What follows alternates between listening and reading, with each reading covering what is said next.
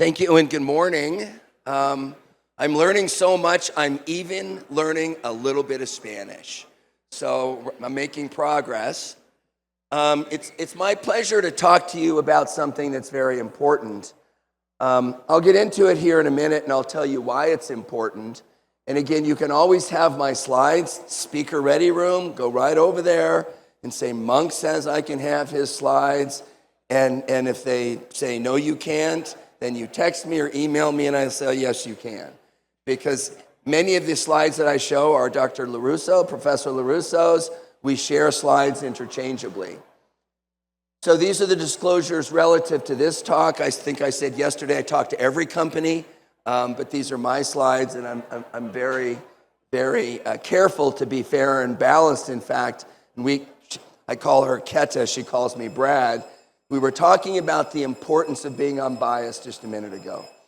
We have to be fair, balanced, objective for one reason, because that's what's important for patients. So that's what we're going to do. I want to share with you, because I didn't show it yesterday, the relationship that's going on that you may be familiar with or not. The GOG Foundation is a nonprofit organization that has two groups. GOG Partners, something that I oversee, and Energy Oncology, which is funded by the government. It's important that you understand the distinction. We've written about this very clearly. The industry partner relationship with GOG Partners, and importantly, we have a formal relationship with LACOG, probably should have put it in there, and a formal relationship with NGOT, and that's written about. So why is this important? Why are we talking about this? Because 2/3 of patients have early stage endometrial cancer. Every tumor board, this is the major topic of discussion. And I'm not here to show you all these papers and all these studies. Why would I do that? You want to know what to do, and frankly, you don't want to know what I say you should do, but you want to know what consensus guidelines say. Now, we have a new staging system, which is important but completely non-functional. When I go to tumor board, I don't have many of these pieces of the puzzle. Is it important? Yes, but I'm going to go through how to treat endometrial cancer utilizing a more practical approach. So it's really, really simple. You just have to follow the easy steps. There's really no discussion other than PORTEC is a very important group. PORTEC is heavily radiation focused. The rest of the world, frankly, at least the US, is very systemic therapy focused. And obviously I'm American, so I have this sort of theme of systemic therapy. PORTEC has dominated the European thought process. I'm going to focus on the US guidelines. That doesn't make them always right, but they're chemotherapy based. And when I say systemic therapy, I basically mean carboplatin and paclitaxel. So we understand that it's a biomarker world. I want all of you in your hospitals to do at a minimum this, immunohistochemistry on every tumor type. And it should come with the pathology report, okay? Now, this idea of doing HER2 amplification, we don't do it very much. You can use PCR to look at MSI, but NGS is probably important, but it's expensive. So I don't require, at least in my cancer centers, I oversee 28 cancer centers in Florida, to not have the NGS back when we're trying to figure out what to do. But I do require them to have the immunohistochemistry, and it's a hierarchy. So someone asked me the other day, Monk, I got POLE, but she's DMMR, which is it? It's POLE, it's a hierarchy, okay? So you've seen these slides, you understand it, but I want also to differentiate the difference between a biomarker that's a companion diagnostic, FDA approved, a biomarker that is predictive of response, and a biomarker that's prognostic that tells you how the patient's going to do. As you can see, there are several of them. There are other biomarkers that we'll talk about, beta-catenin, L1-CAM. We're still trying to figure that out, and I'll get into that in a minute.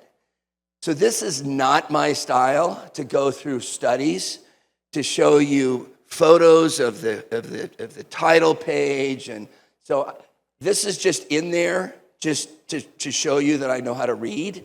But I'm not going to go through these studies carefully. So again, I'm American, so I take an American approach. The first thing that you look at when you're looking in tumor board or an MDT, you look at the histology, and it's pretty straightforward. And so the NCCN guidelines divides adjuvant therapy, that's what we're here to talk about. And adjuvant therapy, let's define adjuvant therapy. You guys talk about adjuvant therapy in ovarian cancer. It's probably an inappropriate term. Adjuvant therapy comes from the breast cancer world. It's after the cancer's cut out, there's nothing left. So to say that, oh, there's a residual disease in an ovarian cancer, let's talk about adjuvant. No, adjuvant is after the cancer is cut out and there's nothing there. So that's what we're dealing with here, okay? I want to define what adjuvant means. So in the endometrioid histology, and again, this is based on the 2009, you look at basically the depth, the grade, the age, and the LVSI, and it's easy. It's easy. And if you have to pull this up, so if you're a 1A grade 1, you should observe it. And the NCCN is very nice. They say preferred. If it's preferred, just do it, okay? Grade 3, vaginal brachytherapy, preferred.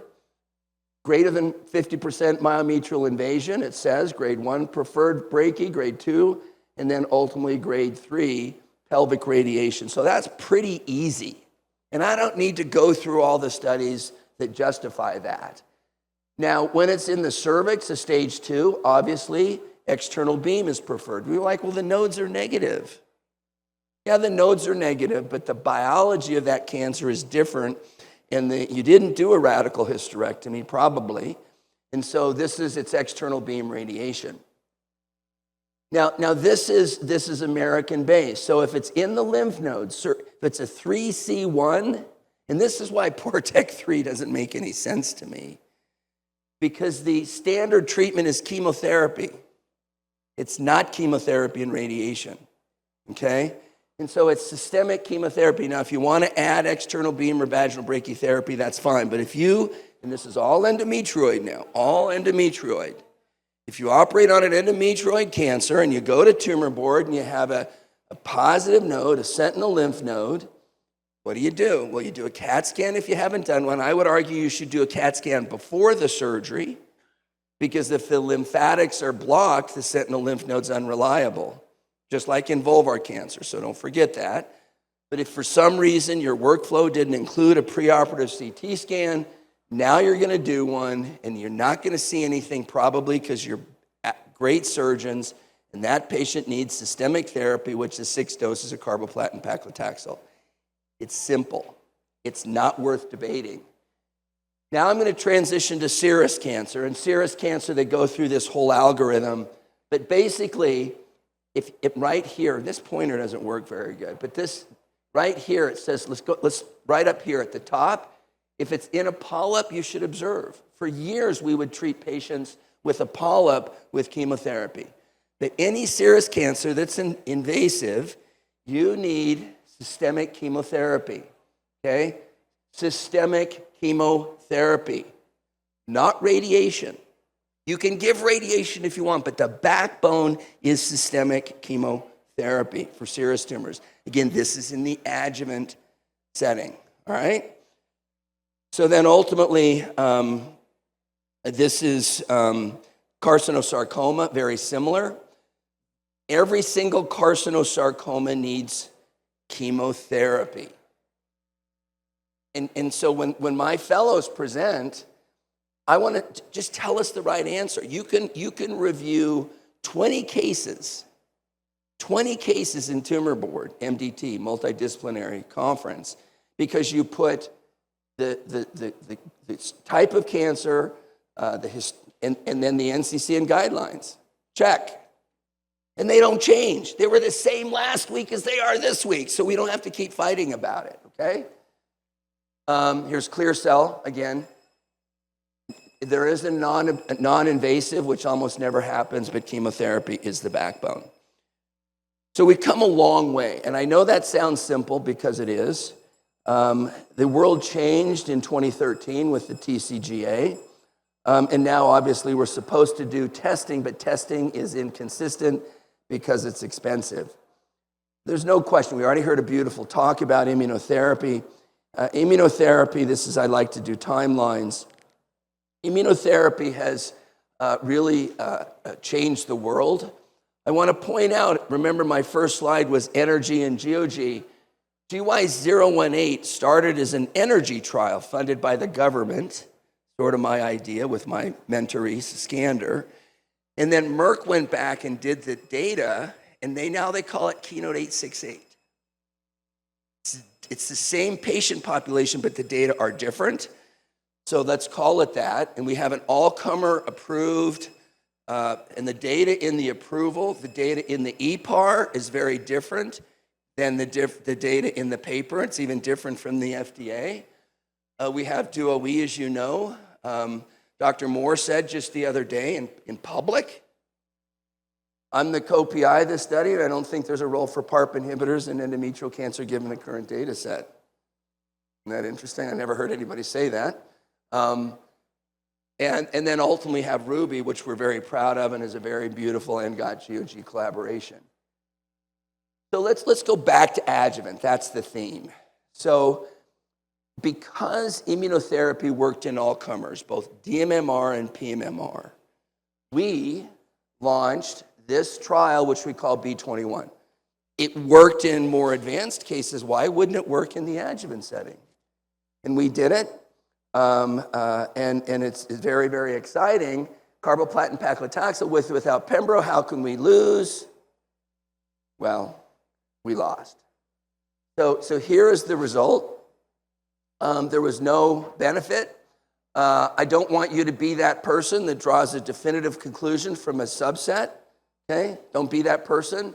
Every patient falls into one group, so you can't make a conclusion.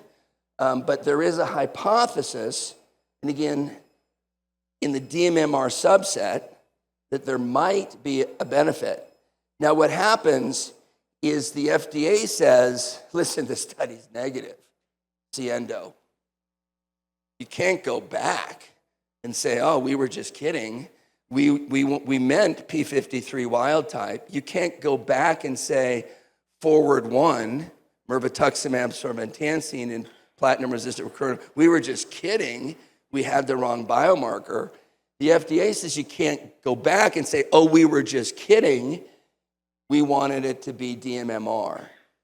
Now, maybe in the EMA you can have a negative study but a positive biomarker. In my country, you can't. This study is still being followed for survival for that very reason. This is very intriguing. And so why didn't it work in PMMR? And I told you yesterday when I talked about ovarian cancer is that you kind of have to have a tumor microenvironment to educate.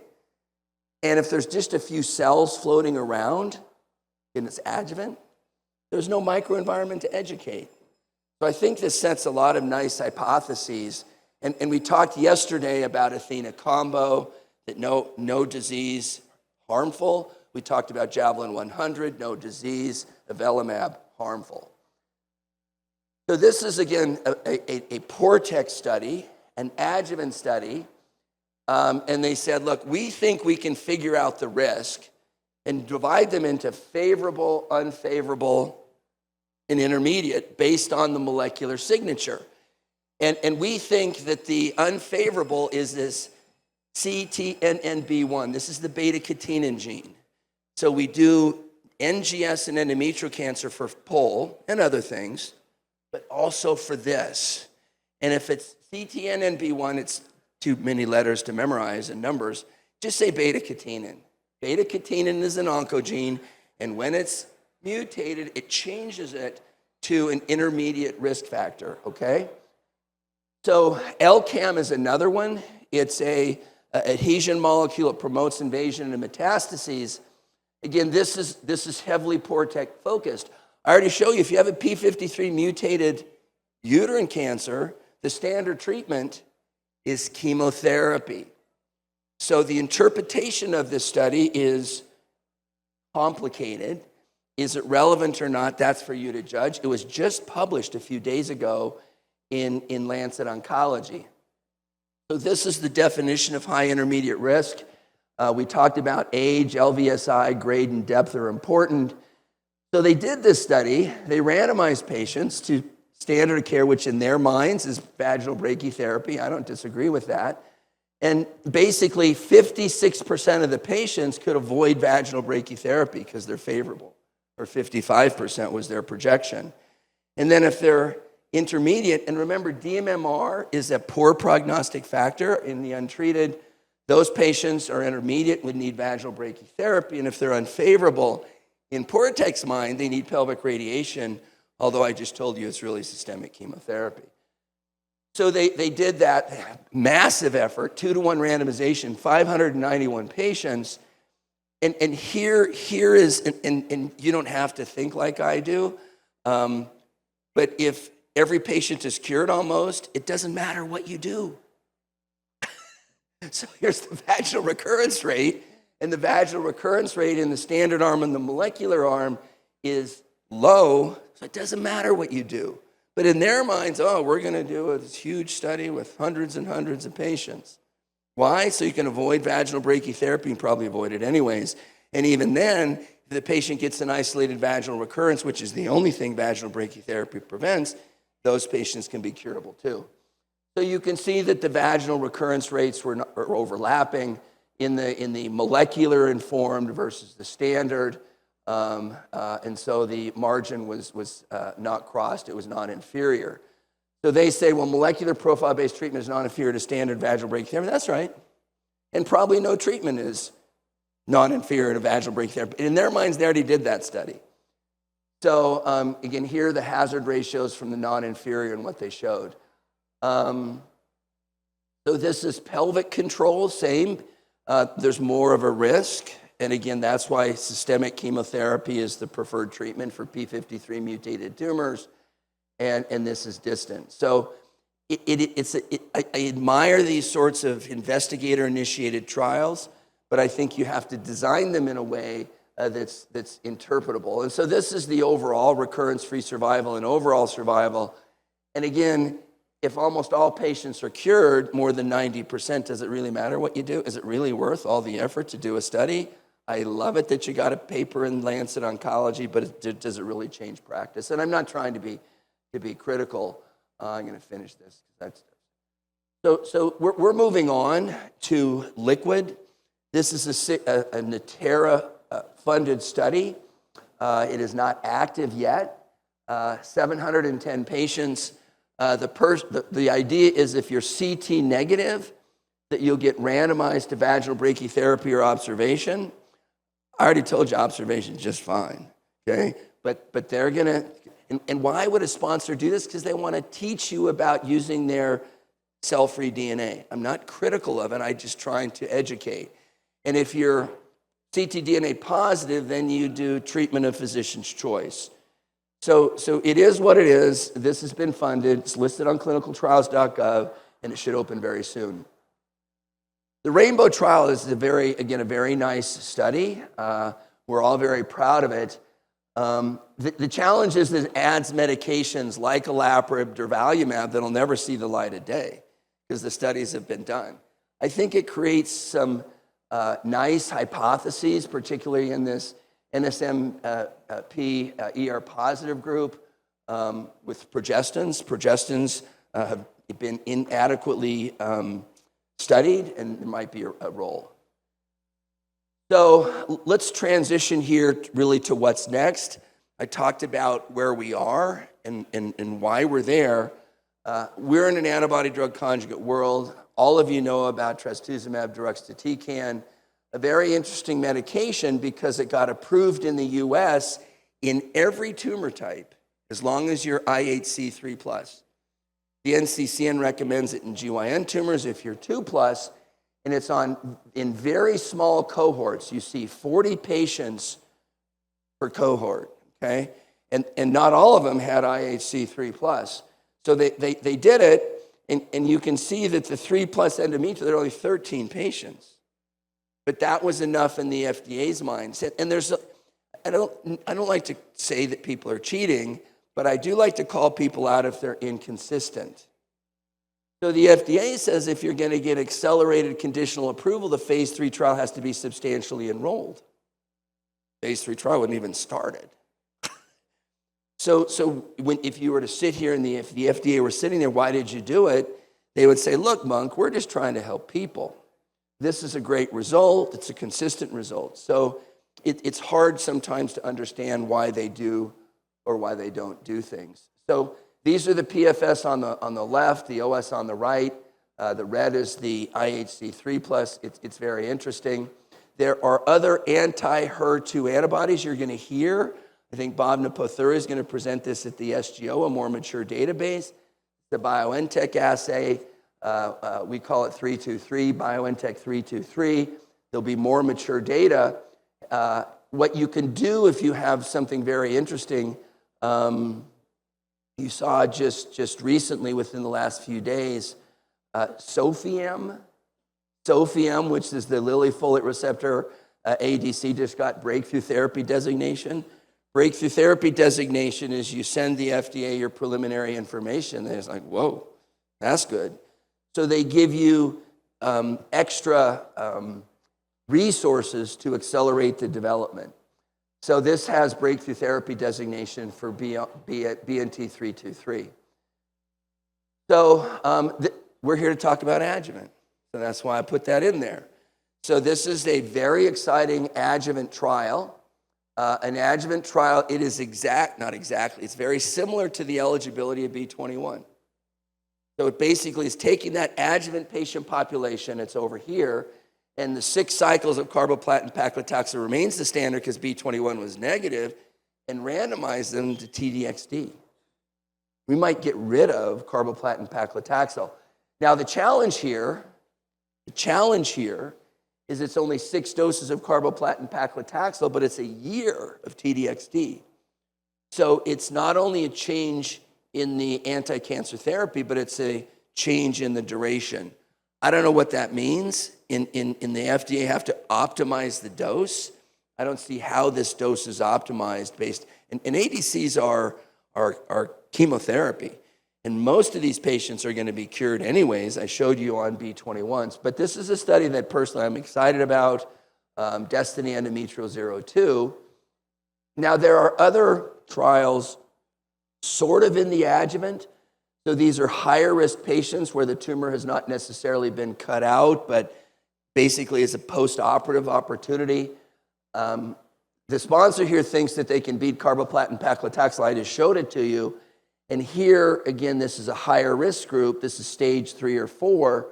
And they want to use rilvegostomig, which is a TIGIT PD-1 bispecific, which there's no data on, by the way, in endometrial cancer, or Pembro and their TDXD. This is an exciting study. The challenge with this study is you got to wait around for the HER2 to come back because it's only for 2+ and 3+. But in endometrial cancer, that could be as high as 30 to 40%. So that's exciting. I'm not going to go through all the ADCs, but I'm trying to stay relevant on point and talk about adjuvant. Several of us are excited about TROP2. The sacituzumab trumatecan, if you don't know, I talked to you about breakthrough therapy designation. So the FDA says, I think we can even do better to accelerate approval. So now they have vouchers, which you still got to do all the stuff, but you can start early. And the FDA says you might get FDA approval as fast as 2 months. And the two, and there's only 4 of them in the anti-cancer space, this got a voucher. The voucher, you have to present data to get the voucher. The data that they presented is in lung, and you saw the New England Journal publication in breast. It doesn't mean you have to use the voucher in lung, because the voucher is attached to the medication. So we have a voucher now for this, and we will use this voucher in the endometrial cancer space to get, because if you think about it, I'll keep talking here about it, but And the other voucher that you'd be interested in is dostarlimab in rectal cancer, right? Because as you know, there's a surgery-free rectal cancer study. So we're working on this. We have several. We have govitecan, we have trumatecan, and even Dato, and there's others. And they're pretty consistent, but the linkers are different, the side effects are different, and there's no cross-trial comparison. This is a study that I talked about. There's this doctor, I don't know if you've heard of her, Professor LaRusso, who is the global PI of this. Just kidding, she's right there. This should be, I'm hoping, one of the first ADCs. I get it, we have TDXD. One of the first ADCs approved using the voucher process. And if it works as good as we think it might, didn't announce anything, don't get me into trouble. Monk said, I didn't say, I said it might be at ESMO. So now there's another one with the sacituzumab govitecan. I want to compare and contrast. Very similar designs. This is a SCANDER study. Both NGOT-GOG collaboration. If you look at the 520 here as the sample size and go back, that the sample size here is 700 and something. So the reason the sample size is bigger is so they can interrogate the biomarker. Biomarker probably matters in most ADCs.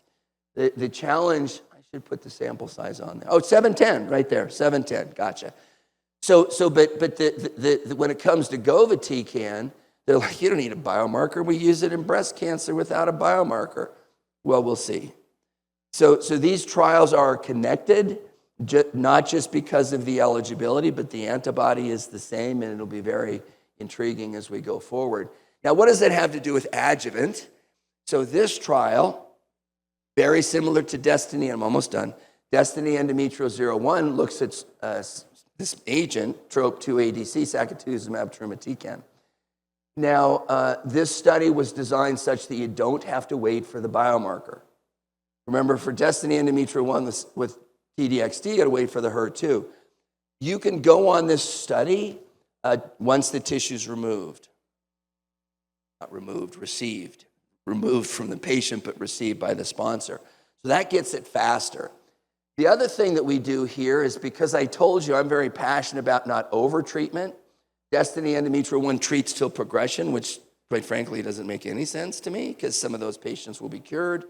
In this cohort, not only is it capped at 2 years, because that's how long the Pembro is given. This is only PMMR, If the patient is in complete response at 6 months, they can stop. So that makes a lot of sense. Let's make it easy to enroll. Once we have the tissue, you can go. And if after randomization to Pembro versus Pembro-Sac TMT, there's no cancer, you should stop. Why overtreat the patient? And then the third thing is that if you progress during the induction phase, let's go ahead and give her the opportunity to have Sac TMT. It's probably going to be FDA approved here by the time we get to this, if Dr. LaRusso has anything to say about it. So we're really excited. So we have a lot going on in the adjuvant space. We have to make it simple. Anybody can make something complicated. In tumor board, it is the most common scenario. We have to utilize the data that we have at the time. I think we're gonna have many ADCs approved. We got to be careful of treatment-related adverse events. I didn't get a chance to talk about it. In fact, I can just announce that we just got approval in Trofuse 33 to use cryotherapy in the mouth. Use a mouthpiece like in sports where it's ice rather than just put ice chips. Really excited. We're going to treat all patients in the U.S. with that. So anyway, thank you. This is where I work, Florida Cancer Specialist. Thank you. Thank you, Dr. Monk. You're not a friend of the new molecular classification as many of our local doctors. That's why this subject is so interesting, and we will discuss that later. So our next speaker is Dr. LaRusso, who was featured and comment several times. She's one of the most key leaders in cancer, gynecological cancer in the world. She's the chief of the cancer unit of San Pio X of Milan. Dr. Lorusso, welcome again. I will focus more on the treatment of advanced or recurrent disease, but several things have been anticipated, and so I will skip there very quickly. As Professor Monk told you, this is the only gynecological malignancy right now with an increase in incidence and mortality. And this is quite funny because for several years we consider endometrial cancer the most easy to manage tumor. Hysterectomy, when necessary, a little bit of radiotherapy, and that's all. In the reality, for patients with advanced disease and for patients that recur, the median progression-free survival is 12 months, and the median overall survival is less than 3 years. In this scenario, the big revolution came from the biology of disease, when we did recognize that endometrial cancer is not a single disease, but at least 4 different tumors with different molecular profile, different clinical behavior, and now, and even more in the future, different treatment. And we recognize polymute tumor that represent 8% of endometrial cancer. The prognosis of this tumor is so good that in our European guidelines, we reported that when a tumor is polymute stage 1, 2, I mean uterine confined, you do not need to give any kind of adjuvant treatment to this tumor because after surgery, the risk of recurrence is much less than 3%. On the opposite, P53 mute tumor. This tumor represents between 15 and 25% of endometrial cancer, according to the study, but they are responsible for 75% of endometrial cancer death. This is the most aggressive tumor. This tumor requires chemotherapy and probably also PARP inhibitor. This is the only setting in which I use PARP inhibitor in endometrial cancer. Then we have 2 groups with an intermediate prognosis.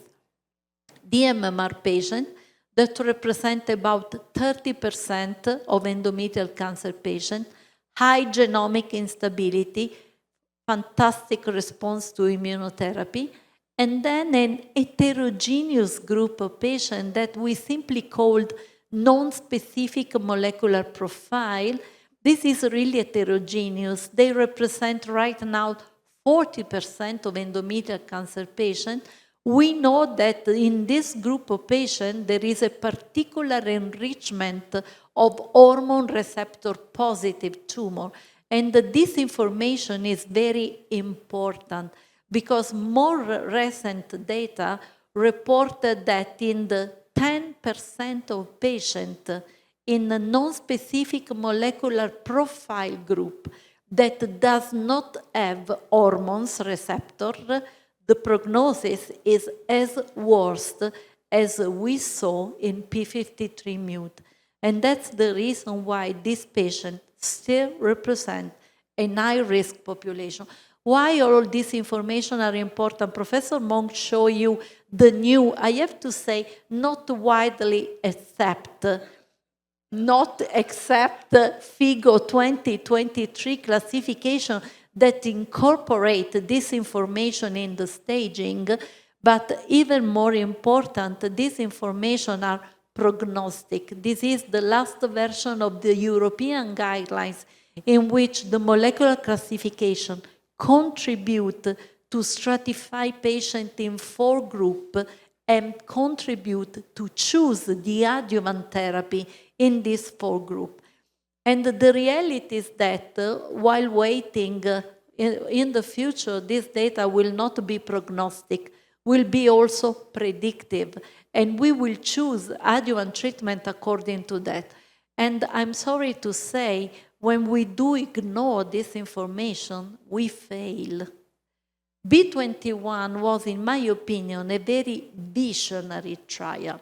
For the first time, a trial tried to use immunotherapy in the adjuvant setting, but the patient enrolled in this trial was a really heterogeneous population.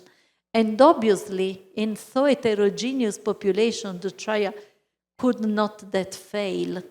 But when retrospectively we analyzed the subgroup of patients that as a rationale, a biological rationale to gain advantage from immunotherapy, it's very impressive. And Professor Monk told you that this trial is still open for follow-up because we hope to provide pembrolizumab to residual tumor zero dMMR population.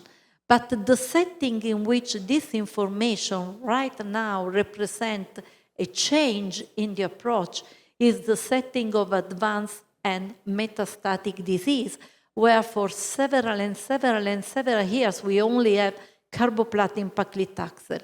But now what is happening? We are moving in an era in which, according to the 4 molecular profile, we will have different treatment.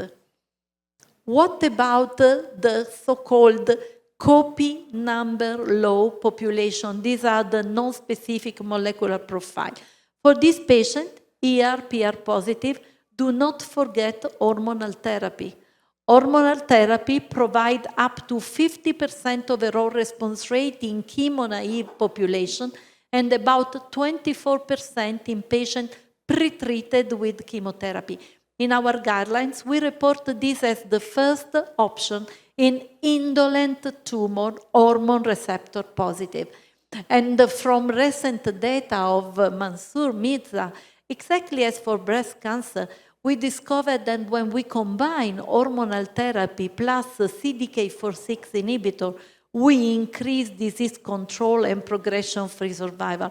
Unfortunately, this is a randomized phase 2 trial, not enough to change the guidelines, but it's something to think about. This patient has also P53 wild type. And Professor Monk already mentioned a drug which is very interesting in this patient. This drug is selinexor. Selinexor is a nuclear exporting inhibitor. Nuclear exporting is the protein that pushes out P53 from the nucleus. But when P53 works, it's very important to keep the protein in the nucleus where she can work. And the Siendo trial was a negative trial. This trial used selinexor as maintenance therapy after carboplatin paclitaxel in all endometrial cancer patients with advanced recurrent disease. And the trial failed. But when retrospectively we evaluate the data in the population in which we did expect a benefit, look at the shape of these curves, are very impressive.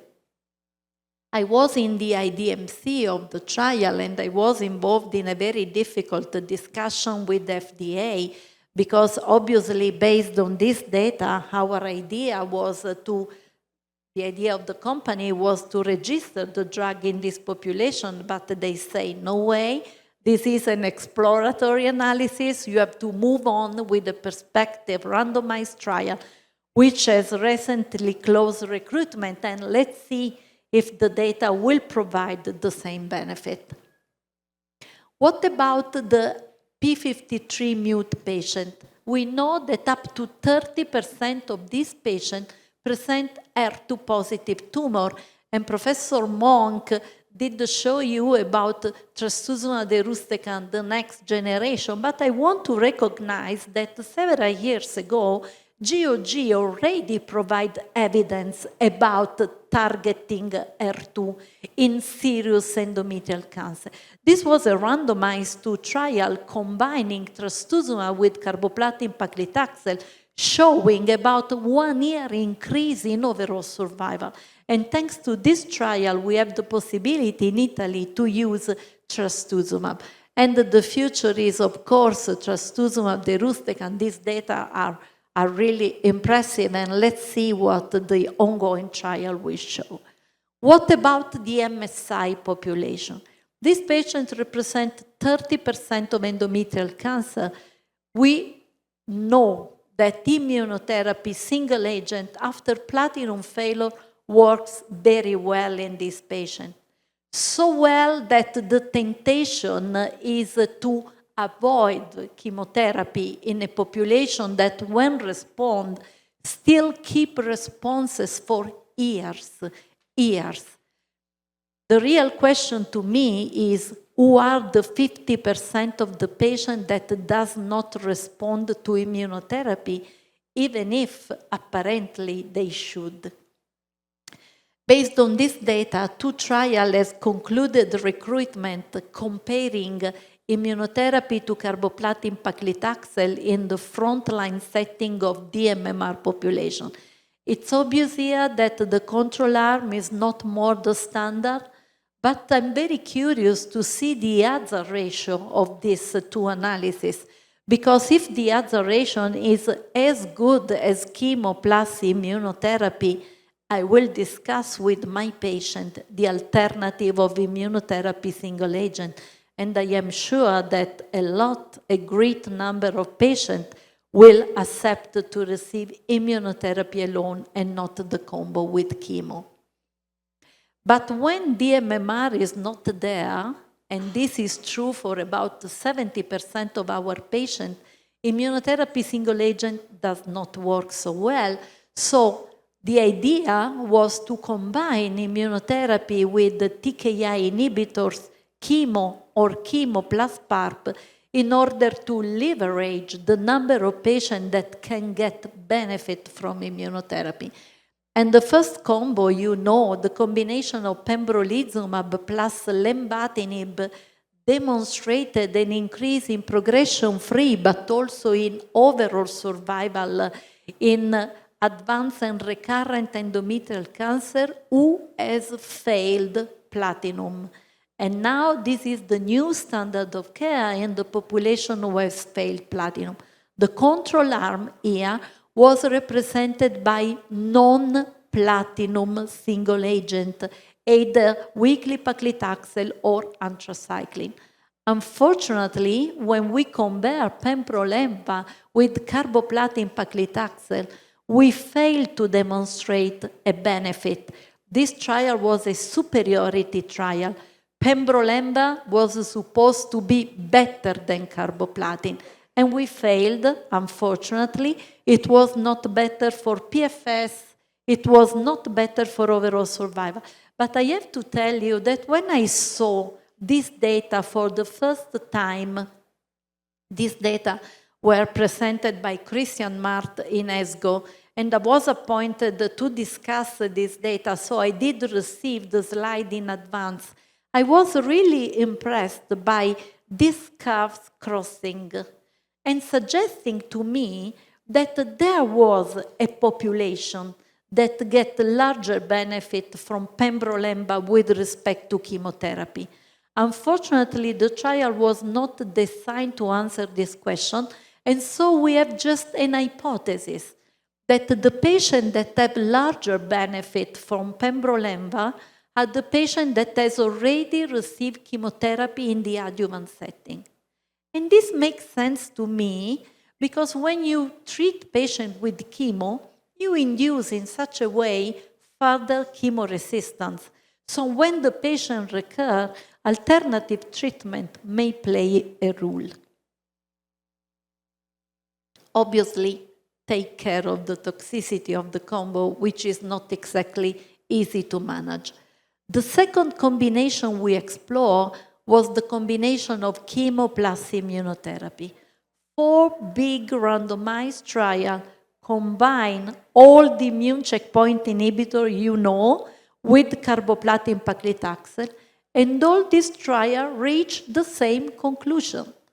When you combine whichever PD-1, PD-L1 inhibitor with carboplatin paclitaxel in your dMMR population, you reduce the risk of progression by 70%. No discussion, this is the new standard of care.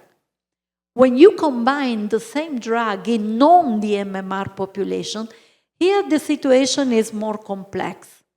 Some drug seems not to work, atezolizumab in the ATTEND trial.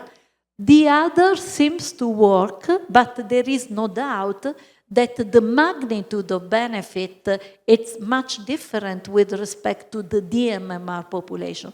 We are talking here about 20-25% reduction in the risk of progression, but it's important to underline that now we have not only PFS data, we have overall survival data. The only trial right now that did produce final mature overall survival data was RUBY trial, where a significant increase in overall survival was reported in the overall population, combining dostarlimab plus carboplatin paclitaxel. We all know, it's evident here, that the main driver of the overall survival advantage was the DMMR population. Still in non-DMMR population, 7 months increase in overall survival were reported. And the key question here, when we talk about the DMMR population, we have defined the population. When we talk about pMMR population, we are not defining a biological population, because pMMR means at least 3 different molecular profile patients. So who are the patients in the non-DMMR population that have benefit from immunotherapy? The answer is that we do not know. We can extrapolate some hypotheses from this retrospective analysis in RUBY trial, but to be honest, we need to be very careful, because a subgroup of retrospective and subgroup, and we can launch our coin and we can find the same results. So we need to be very careful about that. GY018, that in my opinion was the best designed trial, because it has an independent analysis from DMMR and non-DMMR, as not overall survival in its primary endpoint. The data are here. We will have more and more mature data, but there will not be an analytical analysis of overall survival. And finally, the ATTEND trial failed to demonstrate a benefit in overall survival. Last point, what is our problem? What is the added value of PARP inhibitor here? We do not know. We all only know that immunotherapy alone is not enough. This is a meta-analysis of all the trials suggesting that for non-DMMR population, we need to do something more. And one of the hypotheses is to add another drug and PARP inhibitor. The rationale is that immunotherapy can create some kind of genomic instability. PARP inhibitor can create some kind of genomic instability, and immunotherapy can work on that. And this is the DuoE trial. The limit of this trial is the non-analytical comparison between the 2 experimental arms. This trial was designed to compare chemo plus immuno versus chemo, and chemo plus immuno plus PARP versus chemo. So we cannot compare the results of the 2 experimental arms each other. We can have some hypotheses, but it's not an analytical comparison. And the trial demonstrated that the chemo plus immuno is better than chemo. That is a confirmation. And chemo plus immuno plus PARP is better than chemo in terms of progression-free survival. But when they evaluate the results according to the DMMR, which was a stratification factor, I can say, you cannot say because the slide changed the color, but I will show you here, there is no benefit in the DMMR population. There is no, apparently, additional benefit of adding a PARP inhibitor to immunotherapy. And this is a confirmation. For the DMMR population, we just need chemo plus immuno, maybe in the future just immuno. Where the curves separate is in non-DMMR population. There it seems to be an advantage in terms also of hazard ratio when we add PARP inhibitor to immunotherapy. Overall survival is not mature, maybe 2026 Q4. Another trial, different drug, same setting, same conclusion. Chemo plus immuno plus PARP increase PFS with respect to chemo.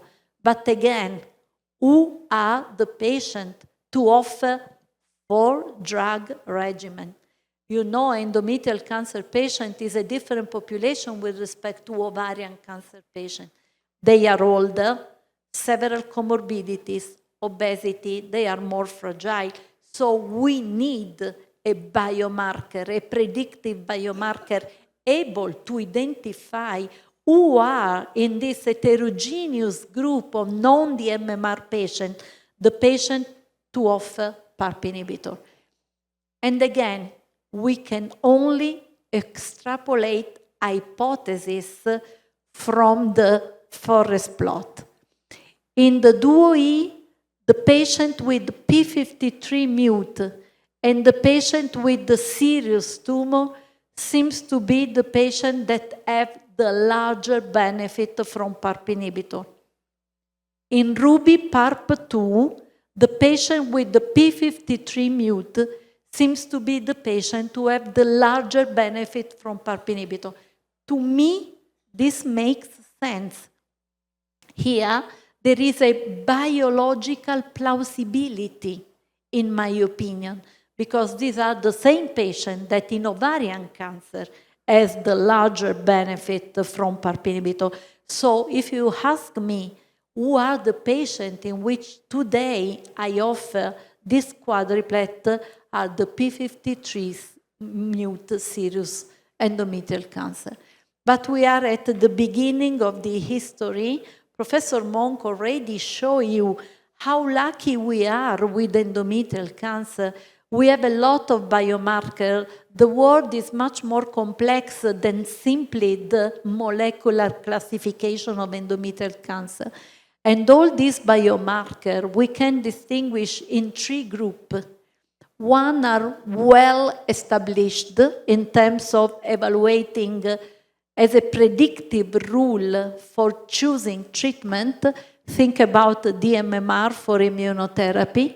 Some other are exploratory, P53, but also the complex world of homologous recombination deficiency in endometrial cancer. Some other are investigational. And the good news for you is that for each of these investigational biomarkers, we have now in different settings, as Professor Monk showed you, adjuvant, first line, second line, at least 2 or 3 trials ongoing. In this moment, we calculate that in ENGOT, GOG, APGOP, all over the world, we have about 40 trials evaluating ADC in gynecological malignancy. So the future is very bright for our patient and very complex probably for us in how to interpret this trial. And this brings me to my conclusion. What could seemed until 2 years ago the most easy to treat tumor, now it's a very big and complex world. It's clear that it's not a single tumor. Probably neither the 4 tumor that we talk about molecular profile, but the future is biomarker driven. I'm sure endometrial cancer is our breast cancer. we will have more and more individualized and personalized treatment for our patients. Thank you so much for your attention.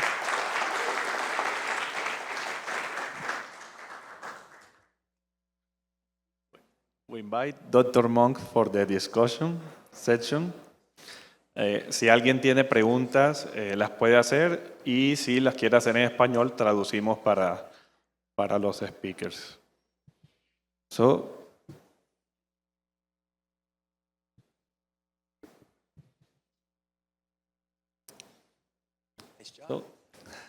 thank you, doctors. That was a really, really interesting session. So let me start the discussion with a patient of 55-year-old who came to the clinic with a stage 3 endometrioid carcinoma for an adjuvant treatment. She's a DMMR patient.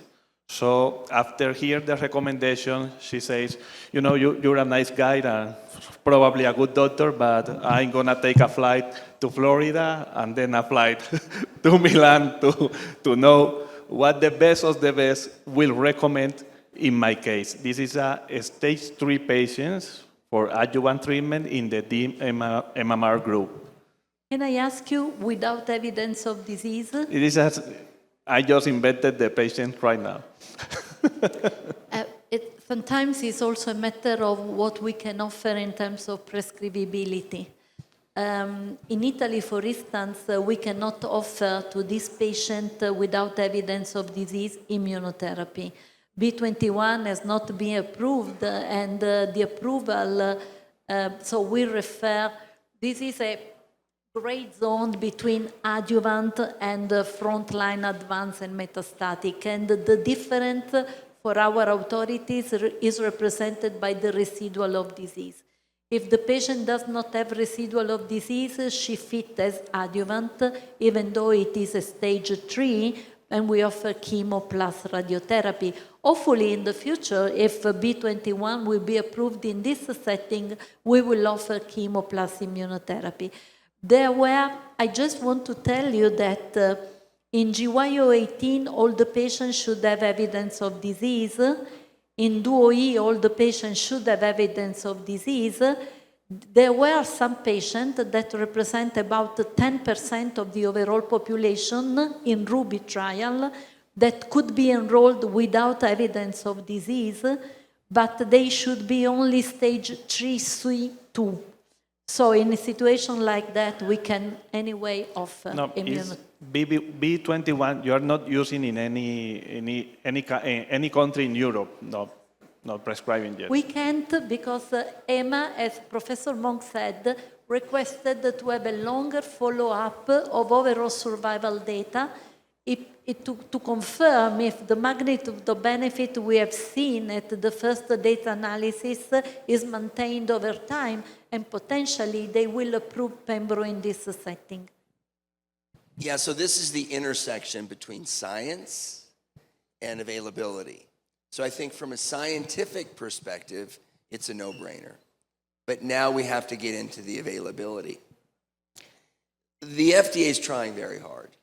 I try very hard, which means, but I don't always do a very good job. I didn't say that the FDA doesn't always do a good job, but I inferred it. So if you think of it, the PRIMA indication includes a lot of patients that were never eligible for the study, right? PRIMA was high risk. It's an all-comer. If you look at GY018, the pembrolizumab in chemotherapy and radiation, they removed most of the patients that were on the trial from the indication. So there's an inconsistency. In endometrial cancer, what we're talking about, the language in endometrial cancer by the FDA is advanced and recurrent. What does that even mean? So I would argue that this patient is advanced, it's metastatic. So although not technically eligible for, I'm going to call it Keynote 868 rather than GY018 or Ruby, I can argue that this is advanced and I can get it paid for. And so it would get done here. So in this particular patient, probably in Colombia, she would have to pay out of pocket. I would ask to you, are there opportunities to get from the sponsor, let's say Merck, free medication in this setting? I don't need to, and the same question to you, in Italy, can you get free drug? No, but we have some patients with private insurance. We discuss with this possibility. Some of them with the private insurance accept to buy. It's because it's a recommendation in the ESMO guidelines. Yeah, because other country has not our limitation. For instance, you imagine that Ruby gave the approval. If you read the approval of EMA, you will say advance or recurrence without mention about residual tumor. In Italy, the reimbursement was very close to the inclusion criteria. That's right. So without residual tumor, we cannot prescribe unless the patient is a 3C2. But in other countries in Europe that are more close to simple EMA approval, EMA does not refer to residual tumor. And that was a big discussion during the guidelines because other countries can use, and that's the reason why we put in the guidelines. So in the US, if it's approved, it's paid for. Okay. In Europe, if it's approved, it might be paid for. So for example, and that's why DuoE is not approved, because they don't want to pay for it. Because if it was approved, there are other countries that once it's approved EMA, it's always paid for, particularly in the Gulf.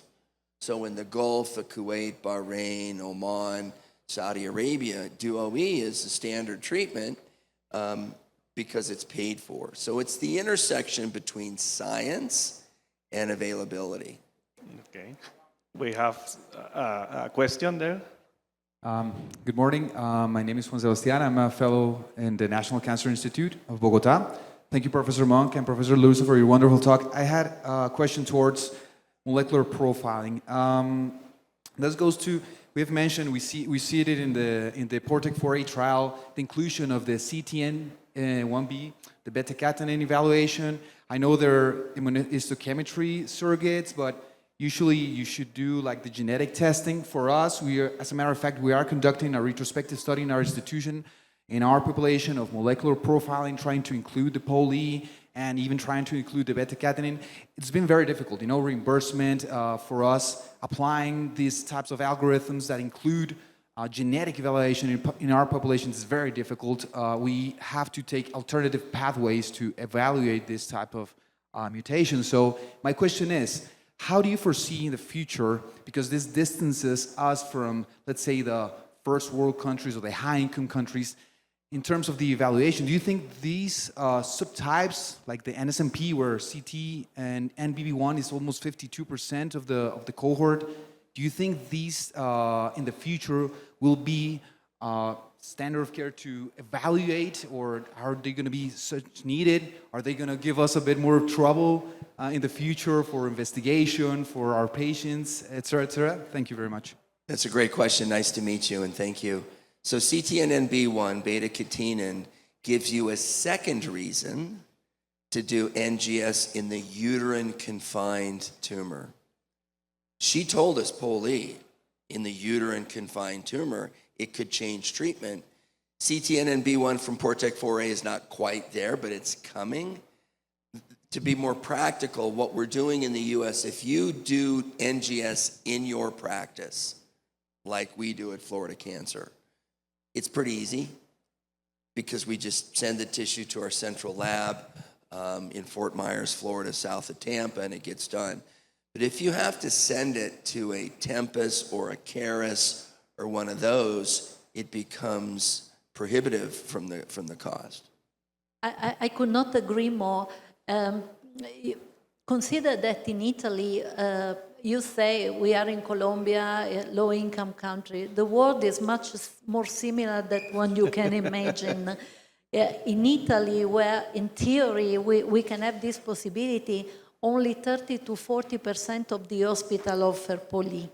But because it is so important, because it changed the treatment, and Catherine will do the same, we are working on a logical of centralization. We are identifying 3 to 4 big laboratories across the country where to concentrate the sample size. and the samples. And I have to say, what Professor Monk was saying, when you concentrate, NGS is much cheaper because you can use it full time and it's much, much, much cheaper. You cannot ask an hospital to do one NGS. It's very costly. But if you concentrate the sample in 3 to 4 hospitals, this morning I have a very nice discussion during breakfast with one of your colleagues that explained me the geography of Colombia. I know the Andes split the countries in at least 3 different countries. Probably you can identify in each of the region 1 or 2 big hospitals to concentrate the NGS. It will be faster and cheaper. NGS is becoming so cheap, right? If you want to know what kind of dog you have, you do NGS on your dog. $50. Where I live, not to be too informal, but if you don't pick up your dog excrement, they will scoop it and do NGS on the dog, and they'll fine you. Because in order to have a dog, you have to submit a stool sample for them to biomarker identify your dog. It's that inexpensive. Right, that's interesting. Mark? The same patient mentioned by Abraham, stage 3, you see, your patient? Do you What remember? what will you do is this, if the same patient is PMMR and polyimute, will you change your approach? That's a very interesting question. We do not have enough data to de-escalate the treatment in stage 3 and 4. We have much more data in stage 1 and 2, and that's the reason we de-escalate and consider low risk. For stage 3 and 4, we do not have enough data. These patients are collected, prospectively collected in the PORTEC trial that Professor Monk showed you. The 4th arm is the rainbow trial. The 4th arm is PORTEC, polymute patient stage 3 and 4. We are collecting this data without offering treatment, but outside the trial, we cannot say right now that if a patient is stage 3, 4 and poly, you can avoid the treatment. In the guidelines, we were very politically correct, and we said you can consider de-escalation while after talking with patient. But no one of us were in agreement to say what means de-escalation, reduce the number of chemo, avoid radiotherapy. We were just very theoretically. You know, that patient is hypermutated, has a high mutational burden. Do you want to try to add IO to that patient? I would like to. These are the perfect population in which chemo, in my opinion, can be avoided. I would like to. Doctor? I have 2 questions, if I may. The first one will be if you have, or better in this group of patients in whom the disease is confined to a polyp, confined to the mucus, or whom the disease came out with the biopsy completely, what is the best adjuvant strategy if it is indicated in the case of P53 abnormal patient? And the second question would be, I don't think there is enough evidence to support that chemoradiation, concomitant chemoradiation is it's better than giving it sequentially. Do you have any recommendations when to use one of the other in the adjuvant setting? You can answer the second question, it's harder. So in the P53 mutated, polyp confined, almost always a serous cancer, the NCCN says observe. We put it in the European guidelines as a gray zone because we were not so strong to recommend chemotherapy in this population, but we reported in the text that literature data report a percentage up to 10% recurrence in this situation. So this patient should be carefully monitored, but we also do not offer treatment. As for your second question, we do not have a direct comparison between concurrent chemoradiation and sequential treatment. Concurrent seems to be more toxic, but because of the absence of direct comparison in the guidelines, we speak generically about chemo and radiation therapy offering all the options. The option, the level of evidence for concurrent is higher because we have the PORTEC 3 obviously, and so you will see only this difference in terms of level of evidence, but the range of recommendation is the same for both the strategies. So doctors, so in advanced endometrial cancer, chemoimmunotherapy is the standard of care from DMMR and PMMR population. The standard of care. So in the 3C1. No, stage 4, advanced Stage endometrial 4. cancer. I'm changing but to again, advanced. I don't know what advanced means. That's why I Oh, clarified. okay, advanced or recurrent. Stage yes. 4. Stage 4 endometrial cancer, the standard of treatment is chemoimmunotherapy. In the So- DMMR population, no way. Absolutely. This Okay. is the standard of care. And in the- For the non-DMMR population, we can do better, in my opinion. The data are there. There is a signal. There is an advantage, 20-25%, but we can do better. And we do better if the patient is P53 mute. I add the PARP inhibitor if the performance status allo, obviously. If the patient is P53 wild type, I am enrolling in the selinexor trial. So that's sort of true. She's not going to disagree with me. Okay. The standard of care in that stage 4 PMMR patient is a clinical trial. It's a Period. clinical trial. And she Okay. will agree with me. And I just showed you 2 trials. We need 2,000 patients. And there will be others, several others. So what happens with several of you, we're trying to work through LACOG to get more clinical trials. Those clinical trials, and those have already selected their sites, but in Colombia. And we appreciate your leadership, and you're very, you're very committed to that. Okay. So I don't ever want to lose track of that. Okay. And we should have, ideally in Colombia, with the next, we're going to have potentially RENA-S, B7H4 with similar designs, potentially. Don't say Monk said. I said potentially.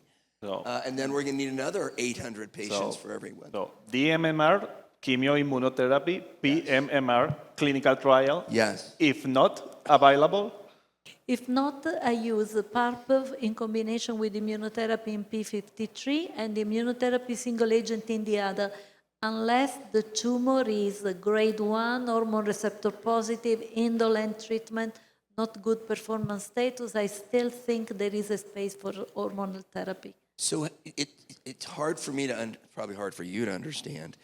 How do you get olaparib paid for in Italy? Because you were very fair in the analytics of the trial. How did that work? The trial is not yet reimbursed, as you know, in Italy, and the main reason why our authorities are struggling with that is the absence of the analytical comparison between the 2 experimental arms. So the real question of our authorities to AstraZeneca is, how you can demonstrate the added benefit of olaparib to immunotherapy. There are a lot of indirect trial comparison. For those of you that will be in ESGO in 1 month, there is a very interesting paper. Look at that. It's an indirect trial comparison, patient-level data. You remember a few years ago, Bergot compared Solo 1 and Paula 1, selecting the patient with the same clinical characteristic. Okay, you will find something very similar in ESGO, comparing, it's fine, and this is interesting with the idea to produce some level of evidence. I don't know if the authorities will be happy with this anyway low level of evidence, but in Italy we can offer PARP inhibitor just for a limited number of patients because we have an early access program. It's not yet reimbursed, and I'm struggling if it will be reimbursed or not. But that's the point. So when you say you'd use it, the olaparib is being given to you for free.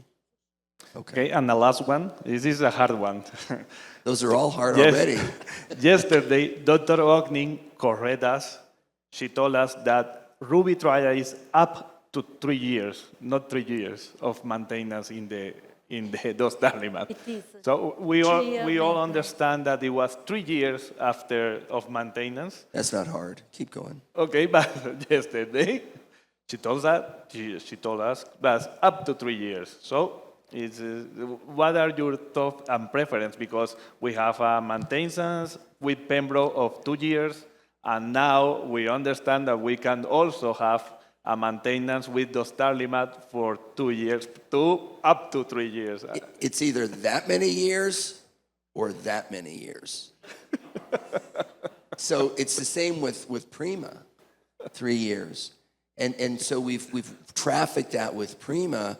It first was 3 years, and then the FDA said, we don't have hardly any patients from 2 to 3 years, so we can't recommend that. And I want to give the caveat that that's if there's no disease after 2, and we have the option to do cell-free DNA. So in our practice, we'll go 2 years, even with Pembro. Okay. And at 2 years, if there's no cancer and no cell-free DNA and a negative pelvic exam and a negative CT scan, we stop. But I've heard people say, well, I'm going to use Pembro because it's 2 years. Come on. I will be very pragmatic. I mean, I am a woman, simple brain. So I think in Italy, we are very well educated by our authorities. We stick on the trial design for every reimbursement, every inclusion criteria, and blah, blah, blah.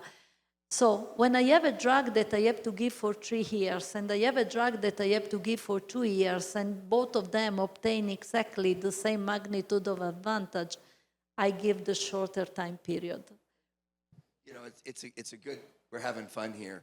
So they're not exactly the same, I get it, they're similar. So it's about reimbursement. So if the patient cost and the practice cost, because I want the practice to be viable. They don't need to get rich, but I want the doors to stay open. And I want the patient to have the least amount of money out of pocket. That in my country, particularly in Florida, it's an economic decision. So if it's better for the patient and the practice to give Pembro, that's what we give. If it's better for the patient and the practice to give dostarlimab, because they're indistinguishable. So what she says, practicality has to rule. It's just a matter of cost, because at the end we all have to deal with the cost. In whatever country in the world, that's our, unfortunately, spectrum, I have to say. So it's reality. We just Halloween spectrum. We just deal about cost, and if I have $100 and with $100 I have to choose if paying for 2 or 3 or 4 patients, I try to manage in a way. If I have the same amount of benefit, if I have different amount of benefit, I don't think that cost should impact our choice of treatment. But if I have the same amount of benefit, I would choose the cheaper one. Yeah, I look at it like biosimilars, right? So I'm not going to sit there and say, oh, you got to give Avastin. Use a biosimilar. And then I'm going to ask you which biosimilar you use.